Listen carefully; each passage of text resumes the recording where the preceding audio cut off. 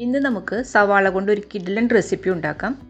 വളരെ എളുപ്പത്തിൽ കുറഞ്ഞ ഇൻഗ്രീഡിയൻസ് കൊണ്ട് ഉണ്ടാക്കാൻ പറ്റുന്ന നല്ലൊരു റെസിപ്പിയാണിത്. നമ്മുടെ വീട്ടിൽ എപ്പോഴുമുള്ള സാധനങ്ങൾ മാത്രം മതി ഇതിന്. മെയിനായിട്ട് വേണ്ടത് സവാളയാണ്.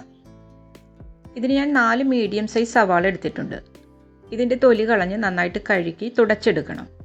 ഇനി നമുക്കിത് സ്ലൈസ് ചെയ്തെടുക്കാം. മുകളിലുള്ള ഈ ഭാഗം കട്ട് ചെയ്ത് മാറ്റാം.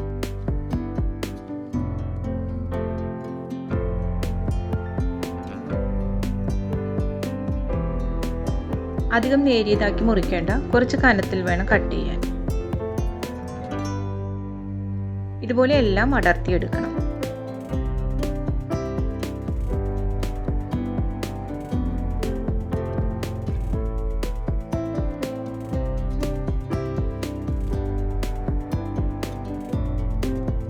ഇനി 3 പച്ചമുളക് നമുക്ക് ചെറുതായിട്ട് കട്ട് ചെയ്തെടുക്കാം.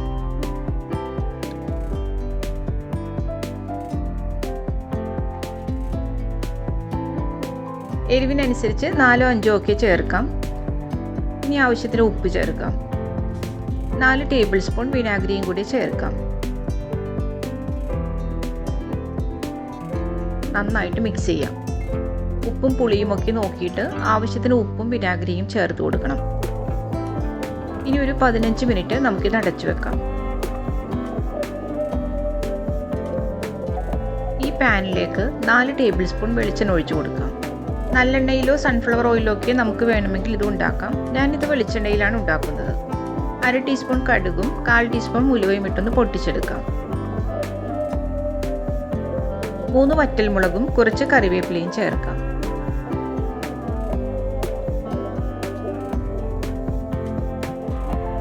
ഇനി ഫ്ലെയിം ഓഫാക്കിയിട്ട് 2 ടേബിൾ സ്പൂൺ കാശ്മീരി മുളക് പൊടിയും 1/4 ടീസ്പൂൺ മഞ്ഞൾപ്പൊടിയും 1/2 ടീസ്പൂൺ കായപ്പൊടിയും ചേർക്കാം. നന്നായിട്ട് മിക്സ് ചെയ്ത് കൊടുക്കാം. ഈ എണ്ണയുടെ ചൂടിൽ തന്നെ പൊടികൾ മൂത്ത് കിട്ടിക്കൊള്ളും. ഇപ്പോൾ പച്ചമണമൊക്കെ മാറിയിട്ടുണ്ട്. ഇനി നമുക്കിത് സവാളയിലേക്ക് ചേർക്കാം.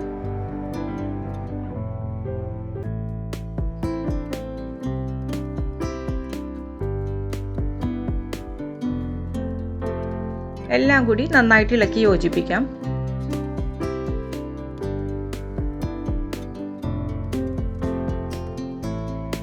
ഇത്രയേ ഉള്ളൂ നമ്മുടെ ഈ റെസിപ്പി. വളരെ എളുപ്പത്തിൽ നമുക്കിത് തയ്യാറാക്കാം. ഉണ്ടാക്കിയതിന് ശേഷം 2 ദിവസം കഴിഞ്ഞിട്ട് വേണം ഇത് ഉപയോഗിക്കാൻ. അപ്പോഴായിരിക്കും കൂടുതൽ ടേസ്റ്റ്.